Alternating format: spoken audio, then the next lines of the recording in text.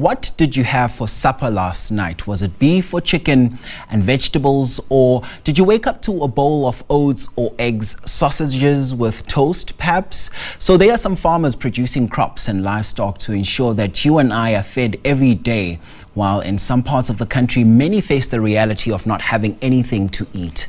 To discuss the role of agriculture in the economy, we are now joined by Agricultural Research Council CEO, Dr. Litha Magingxa on Teams. Thank you so much for your time, Dr. Magingxa. So we're celebrating 30 years of democracy. What are some of your highlights in your role in agriculture and contributing to food security in the country? Thank you very much, Mtolis. I really like your introduction because I think it really just, sets the context for all of us to understand. When we talk about agriculture, we are not talking about what is out there in the field, but we are talking about exactly what is on our plate and what we eat in the morning, during lunch, and in the evening. And when we think about the journey of the ARC and to where we are today, and particularly focusing on the contributions to food security, there has been a concerted effort of working towards, for instance, development of high-yielding crop varieties that are also drought tolerant, particularly in with the prevailing climate change advent.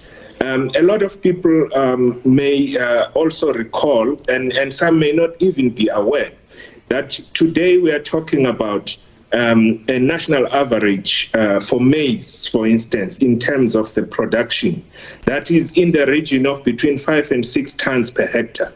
But you had within the same piece of land people working for a full season and producing just 1 ton or less from that same piece of land. And science over the years has actually helped us to grow from that 1 ton and less per hectare over the years to where we are now. And we know that in irrigated areas, you can get actually up to 14, 15 tons a hectare.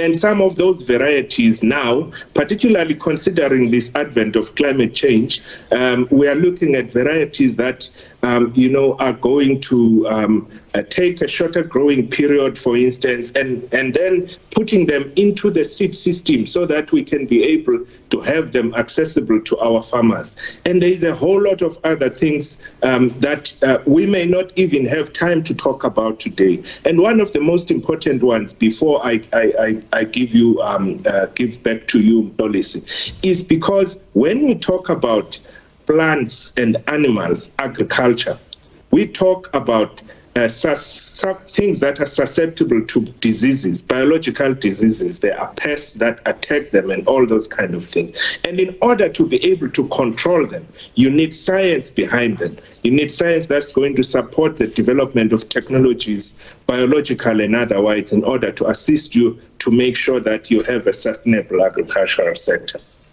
And I want to work with one of the themes that we are exploring as part of our conversation right now, Doctor. I mean, your work also includes teaching people to plant their own food inexpensively. Looking at how the gap right now between the rich and poor is getting wider and wider. The haves and the have-nots continue to get wider and wider on the day-to-day. Talk to us about what does your work entail and how is this changing the lives of the people on the ground right now? And is it really easy to change people's mindset from consumers to producers alike? Policy, the issue of food security in South Africa, the main challenge and how we experience food insecurity in this country is largely an issue of access. So when we talk about all the work that we are doing, organizations like ours, all the investments that go into development of all these technologies, when you look at the agricultural sector and the availability of food across the country, at national level, we have sufficient food. we even with the ongoing challenges with the El Nino, we do not expect that we are going to have hunger in this country. But when it comes to distribution of that food, when it comes to making sure that people can actually have access to that food, that is where we start to see the disparities. And this is what we are talking about as well. So the more technologies we develop that make it easy for people to produce food, that make it more efficient for those who are producing food, that increases the productivity, that protects against diseases and pests, the more we are going to see a change, a difference. And that's why we are able, not just on the crop side, to work even on the livestock side to develop breeds that are going to be more resilient, to improve our herds. We have, for instance, one of our big initiatives called Kaunafatso ya Dikgomo, where we work with emerging farmers that assist them to improve and manage their herds better. And these are some of the things that are going to make it easier for people to then, get in and stay within the agricultural sector, because there is this support and there is this technology that makes it easy for them to remain productive. And so many conversations have been had about this particular sector, where you hear maybe young people saying that it's a sector they're not planning on getting into because they feel it's somewhat less glamorous. Are we seeing maybe women in terms of gender representation coming into the sector, as well as young people alike, to help address some of the challenges that we see in the agricultural space? We are seeing a very, marked increase in young people and women, joining the agricultural sector. As I always like to say, policy, for us to be able to understand agriculture is not just the farm. Agriculture, you have to look at it in terms of the full value chain.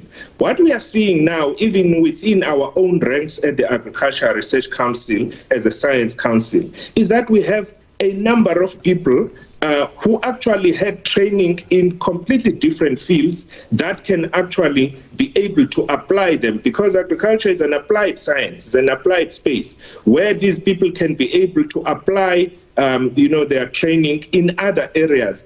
Even if at the earlier stages of your training, you didn't study what is called agriculture per se. You can be able to get in, at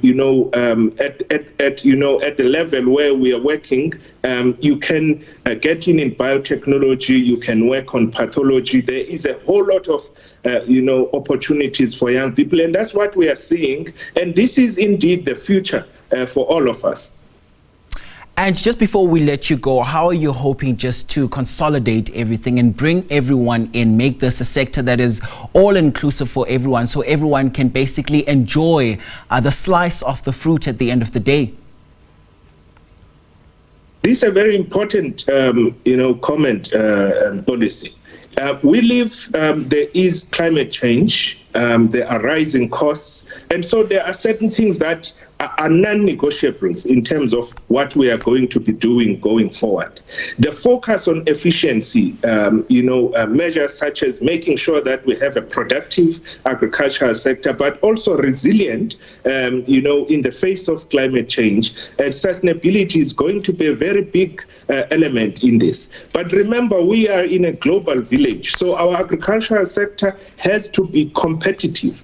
And it has to, meet the global standards, and we have to develop technologies that mean that our products can be well received elsewhere in the world. And that's where we need young people, young individuals, to also get involved and be able to apply some of the,